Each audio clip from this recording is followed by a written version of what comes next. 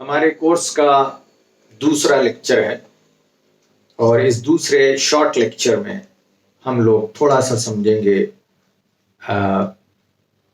Child psychology के बारे में. We will try to understand what child psychology is and why it should be understood and why it should be learned. You see, we are dealing with the children. Children age group from 2 years to 17, 18 years. And if your school is up to grade 10, probably up to 18 years. So you are dealing with the children. You are like doctors. Doctors deal with their physical ailments. बच्चों की जो बीमारियां होते हैं, physical elements, उसके बारे में doctors बात करते हैं और देखते हैं, डायग्नोस करते हैं, उसका ट्रीटमेंट करते हैं. And you as teachers, you are also like doctors. Paediatrics, बच्चों के स्पेशलिस्ट जो होते हैं वो बच्चों के बीमारियों के बारे में जानते हैं. हमारी जो प्री स्कूल की टीचर होती हैं, they are equally important as paediatrics are. जैसा एक पीडियाट्रिक स्पेशलिस्ट इंपॉर्टेंट होता है बच्चों की सेहत के लिए, बच्चों की हेल्थ के लिए, उसी तरह मेंटल हेल्थ, कॉग्निटिव डेवलपमेंट के लिए यू आर द डॉक्टर्स. तो मैं ये कहता हूं अमूमन कि अगर पेरेंट्स प्री स्कूल में अक्सर this is the practice that parents they come and they dictate the terms to the teacher. Oh madam, give him homework. Okay, give him some more extra homework. Okay, only 4 pages? No, I need 10 pages. Okay, why you are not teaching this, that? Okay, बच्चा छोटा है, he is of 4 years, 3 years, 5 years. लेकिन आज की माएँ क्या चाहती हैं? बच्चों को at the age of 6 she wanted to make him engineer, and by the age of 7 years he should become a doctor. So this is the craziness we have in our parents. So we need to educate parents and you should become doctor. और वो doctor बनने के लिए जरूरी है कि you should know the basic thing of child psychology. आप child psychology जानेंगे तो आप बच्चों को सही पढ़ा पाएंगे.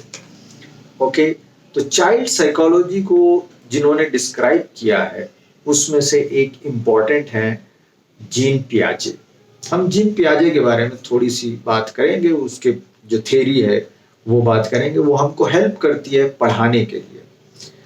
आज टीचर्स बच्चों की साइकोलॉजी को नहीं जानते हैं, इसलिए वो बहुत सारी मिस्टेक कर देते हैं और बच्चों को प्रॉपर हैंडल नहीं करते.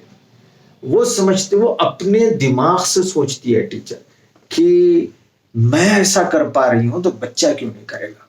वो अपनी एज को ध्यान में रख के सोचती है, जबकि बच्चा बच्चा है, उसकी अंडरस्टैंडिंग अलग है और उसकी कॉग्निटिव डेवलपमेंट मतलब मेंटल डेवलपमेंट में क्या चीजें आती हैं? उसकी थिंकिंग कैपेसिटी, उसकी रीजनिंग कैपेसिटी, उसको समझने की कैपेसिटी, वो चीजों को देखकर क्या इन्फ्रेंस ड्रॉ करता है, क्या कंक्लूजन ड्रॉ करता है, वो कैसा महसूस करता है, ये सारी चीजें कॉग्निटिव डेवलपमेंट में आती है. तो एक बच्चे का दिमाग कैसे काम करता है, अगर आप ये जानेंगे तो अकॉर्डिंगली आप बच्चे के साथ डील करेंगे. अगर आप प्रॉपरली नहीं जानेंगे, if you don't understand the psychology, then it will be difficult to deal with the children. So many teachers, they don't know the psychology of child. That's why they don't deal with the children properly. Okay, उनके जहन में एक ही होता है, they think that okay, give some homework, ask them to memorize, खलास. This is not all about teaching. Okay, so we will try to understand what Piaget said and what is child psychology. Okay, पियाजे ने पूरी उम्र को, as को, he has divided into 4 parts. Okay, there are 4 zones and 4 parts and 4 age के हमारे periods हैं. Number 1 period starts from 0 to say around 2 years, और 0 to 2 years का जो पीरियड होता है उसको सेंसरी मोटार पीरियड कहा जाता है. यानी इस पीरियड में होता ये है कि बच्चा 2 से 11 या 2 साल तक वो वो चीज़ों को देखकर, टच करके फील करता है कि वो एग्जिस्ट कर रही है। अगर उसको दिख रही है तो वो समझता है कि वो एग्जिस्ट कर रही है। अगर वो चीज़ नहीं दिख रही है तो बच्चा ये समझता है कि ये चीज़ एग्जिस्ट नहीं कर रही है या चली गई है। फॉर एग्जाम्पल, माँ बच्चों के साथ अक्सर एक खेल खेलती हैं, गेम, ओके, ऐसा मुंह पर हाथ रख लेती है तो बच्चा समझता है कि मेरी अम्मी चलेगी।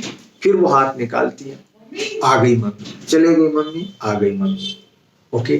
ये इसलिए कि बच्चा जब देखता है कि उस मम्मी का फेस नजर नहीं आ रहा है तो वो समझता है कि मम्मी नहीं है, उसको अच्छा लगता है कि मम्मी अभी नहीं थी और फिर आ गई। तो ये पीरियड थोड़ा सा चलते रहता है, 2 साल में भी खत्म होता है, थोड़ा सा और भी बाज बच्चों में चलता है। तो अब यहाँ देखेंगे आप, इसकी विजडम ऐसे सामने आती है। स्कूल में आप इसको इम्प्लीमेंट करेंगे तो बच्चे जब प्री स्कूल में एडमिशन लेते हैं 2.5 साल 3 साल के, तो अक्सर बच्चे स्कूल, जब माँ घर से स्कूल के गेट तक बच्चे को लाती है तो बच्चा आराम से आता है, खुश होता है कि अच्छा मुझे स्कूल जाना है, चलिए। लेकिन जब माँ बच्चे को स्कूल में टीचर या आया के हवाले करती है तो बच्चा रोने लगता है। ऐसा क्यों? लोग समझते हैं कि अरे साहब वो बच्चे को उसकी जरूरत है, ये है वो है, बच्चा अभी घबरा रहा है, एडजस्ट नहीं हुआ है। ये सब बातें हैं, लेकिन इंपॉर्टेंट बात यह है कि बच्चा ये समझता है कि अब माँ मुझे छोड़ देगी, चली जाएगी तो वो एग्जिस्ट नहीं कर रही है, पता नहीं आएगी या नहीं आएगी। तो इसलिए उस एज में बच्चे के दिमाग में ये बिठाना होता है कि माँ तेरी है, आएगी, दोबारा तुझे ले जाएगी। वो प्रोसेस चलेगा, उसको कंसीव करना पड़ा है, बच्चा उसको समझना पड़ेगा, उसमें टाइम लगता है। तो उसमें क्या होता है कि वेस्टर्न कंट्रीज में, एडवांस कंट्रीज में इवन माएँ थोड़े दिन बच्चे के साथ क्लासरूम में बैठती हैं, उसको एडजस्ट करवाती है, उसको फील करवाती है कि नहीं हम जाएंगे फिर आएंगे। लेकिन हमारे स्कूलों में ऐसा कम होता है, इसलिए कि टीचर नहीं चाहती कि माँ भी बैठे, क्योंकि माँ बैठेगी तो मैं जो फोन कर रही हूँ वो सुन लेगी, देख लेगी, और वो देखेगी कि मैंने बच्चों को क्या पढ़ाया नहीं पढ़ाया। ओके, ये फीलिंग आती है टीचर में, तो ये फीलिंग ना लाए। आप भी अपने स्कूलों में, प्री स्कूल में ऐसा चाहे तो इम्प्लीमेंट कर सकते हैं। एक चेयर होती है ऑब्जर्वेशन की, माएँ बैठ सकती हैं। तो आज आप ये एक सीख लें कि ऐसे जो बच्चे होते हैं तो उनके लिए आप 2-4 दिन माँ को बैठने दे सकते हैं, एक चीज। दूसरी चीज, बच्चे के अंदर ये फील करवाएं कि जिस तरह मैं माँ हूं तेरी, इसी तरह टीचर भी माँ है। मैं जिस तरह तुझे प्यार मोहब्बत करती हूं उसी तरह ये टीचर भी करेगी। टीचर मेरी सहेली है, ये आप बच्चे के अंदर बिठाएं। जब माँ होती है, माँ की मौजूदगी में बच्चे को प्यार करें, उसके साथ love and affection, you have to express your love and affection with the child, so that confidence will come in the child that okay, she is also like my mother, okay, so then child will not cry. So this is one thing, यानी बच्चा ये समझता, sensory motor skill में बच्चा छू के, देख कर और फील करके जो चीजें हासिल करता है वो समझता है कि वही एग्जिस्ट कर रहे हैं। ओके, तो ये 2 इयर्स तक होती है एज। 2 इयर्स से 7 इयर्स ये टीचरों के लिए बहुत इंपॉर्टेंट है, चाहे प्री स्कूल के टीचरों के लिए। इसको हम कहते हैं pre operational age. Pre operational age का मतलब ये हुआ कि बच्चा कॉन्क्रीट चीजों ही को मानता है और उसी से वो सीखता है। नॉन कॉन्क्रीट चीजें यानी कॉन्सेप्ट, ये सब अभी समझ में नहीं आता बच्चे को। आजकल स्कूलों में ये हो रहा है कि इवन जो कॉन्सेप्ट होते हैं वो भी 2 और 7 इयर्स में सिखाना चाहते हैं। ये इंडियन फेनोमेनन है, उसमें बच्चे पर बोझ पड़ रहा है, और बच्चे पे जब बोझ पड़ता है तो फिर उसका दिमाग बिल्कुल सुकड़ जाता है। 6 to 7 इयर्स तक दिमाग की हमारा जो जहन है, ब्रेन है, that brain develops 90%. So we should not put stress on the brain. Okay, how we are putting the stress? I will give the example. A child understand only concrete things. For example, दो glass होते हैं, एक glass थोड़ा सा लंबा होता है और एक ग्लास वो थोड़ा सा चौड़ा होता है, उसका जो सर्कल होता है बड़ा हो जाता है. दोनों में पानी उतना ही आता है. इसमें भी मान लीजिए 250 ml है और इसमें भी 250 ml है. अब हम अगर बच्चे को सिखा रहे हैं कि बोलो बेटे ये ग्लास बड़ा या ये ग्लास बड़ा, तो बच्चा डिफरेंशिएट नहीं कर पाता. वो तो देख रहा है बड़ा ये है, तो बड़े वाले को ही बड़ा बोलेगा, हालांकि दोनों इक्वल है. तो ये जो स्मॉलर, बिगर और इस तरह के जो कॉन्सेप्ट हैं वो हम प्री स्कूल में सिखाते हैं, वो बच्चों को स्ट्रेस क्रिएट करते हैं. बच्चों को वो चीजें सिखाइए जो बच्चा कॉन्क्रीट चीजें देखता है, फील करता है. तो इसलिए इस प्री ऑपरेशनल पीरियड में हमको ज्यादातर टॉयज, मटेरियल जो छू के बच्चा देखता है उससे काम करवाना चाहिए. उससे बहुत जल्दी बच्चा सीखता है. फॉर एग्जाम्पल, अगर आप ABCD पढ़ा रहे हैं तो आप बच्चे को A दीजिए लेटर, B दीजिए लेटर और पढ़ाइए. कंपैरिजन बच्चा अभी समझ नहीं पाता, कॉन्सेप्ट समझ नहीं पाता, जो चीजें ख्यालात में है वो नहीं समझ पाता, इन्फ्रेंसेस करना नहीं जानता कि इसका मतलब ऐसा होगा ऐसा होगा. ये नहीं समझता कि Ali is taller than John, if John is taller than Matthew, who is tallest. तो ये तो बच्चा अभी अपनी जो कॉग्निटिव स्किल है वो बढ़ा रहा है. तो अब इससे जो विजडम मिलती है, प्री स्कूल टीचर्स ज्यादा से ज्यादा मटेरियल के जरिए पढ़ाएं, बच्चे को दिखाएं, रिपीटेडली दिखाएं, तो उससे बच्चा जल्द सीखता है. और कंपैरिजन वाली चीजें जरा कम दें. एक जो बहुत मेजर मिस्टेक हमारे स्कूलों में होती है, और हो सकता है आपके स्कूलों में भी होती होगी, पब्लिशर्स जो है ना हमारा सिस्टम बड़ा खराब कर दिया है.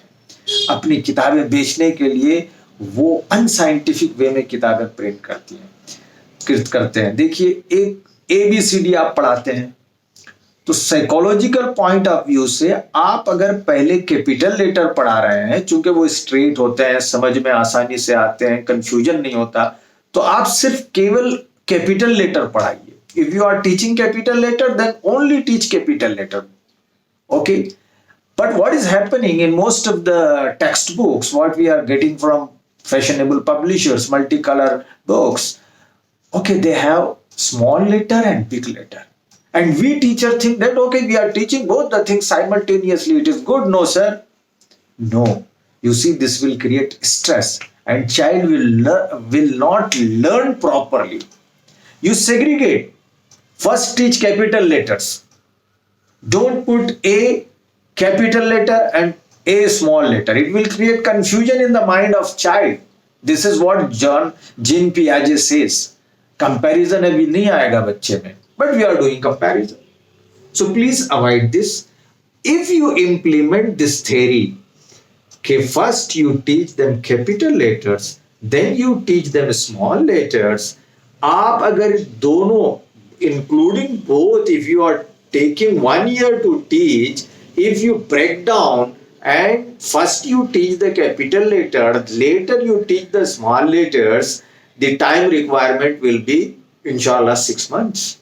So this is the way to implement this psychology, and we are not implementing psychology, right?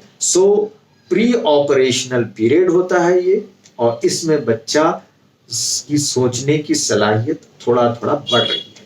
पियाजे ने एक बात ये कही. दूसरी बात जो इंपॉर्टेंट है पियाजे की इस एज के लिए, वो ये कि बच्चा बहुत ज्यादा इगोइस्ट होता है, सेल्फ सेंटर्ड होता है. तो आप क्लास में और घरों में बच्चे को कभी कंपेयर ना करें. ओके, बच्चा समझता है कि वो जो है दुनिया में वो अकेला है and he is the best और ही नीड्स फुलेस्ट अटेंशन. अगर उससे अटेंशन हट गया तो बच्चे को मायूसी होती है, वो समझता है ओ टीचर इज नॉट गुड। बहुत सारे बच्चे क्यों डिसलाइक करते हैं टीचर को, इसलिए कि teacher is not giving proper support, proper care and proper love to that particular boy. Give him love. Okay, बच्चे को आप एक दिन में क्लास में जॉन पियाजे की थ्योरी के तहत, अकॉर्डिंग टू जॉन पियाजे, you please show your love and care at least 4 to 5 times. If a class is of 3 to 4 hours, tell him what a wonderful you are, Mr. Ali, what a wonderful you are, Mr. Ramesh, Mr. John. Okay, कितने अच्छे हो तुम, very good. बच्चा छोटा काम किया, very good बोलिए, उसको इनकरेज कीजिए। बच्चा सेल्फ में रहता है, वो अकेले काम करता है 2 to 7 years। आप देखेंगे घरों में भी वो अकेले कुछ स्कीम बनाते रहता है। कुछ आपने टॉय दिया, उसको फोड़ेगा, तोड़ेगा, देखेगा, अकेले करेगा, कोई नहीं होंगे तो कुछ काम करेगा। इस एज को लिटिल साइंटिस्ट भी कहा जीन पियाजे ने। They are little scientists. Inquisitiveness होता है। तो इसकी मदद से आप बच्चे के इन क्वालिटीज को आप यूटिलाइज करें for the purpose of education. वो अपना सेल्फ सेंटर्ड होकर पढ़ना चाहता है, सबके साथ नहीं पढ़ना चाहता है, आप अलग पढ़ाइए। मॉन्टेसरी मेथोडोलॉजी ये कहती है। हमारा मेथड भी जो सेल्फ हम कहते हैं चाइल्ड सेंटर्ड है, तो ये मेथड यही है। इसकी और तफसीलात आपको एक और वीडियो जो इसके साथ हम भेज रहे हैं उसमें मिलेगी। आप इतना याद रखिए कि इसको हम कैसे अपने क्लासरूम में इम्प्लीमेंट करें। ये तो हो गया प्री स्कूल का मामला, 2 to 7 years। उसके बाद वाली जो एज होती है उसको हम कहते हैं कॉन्क्रीट ऑपरेशनल। जीन पियाजे ने कहा। अब यहाँ बच्चे की समझ बढ़ रही है, उसको थ्योरी समझ में आ रहे हैं। ओके, 2 to 7 years में आपने 1 2 कहा, ये कॉन्सेप्ट है।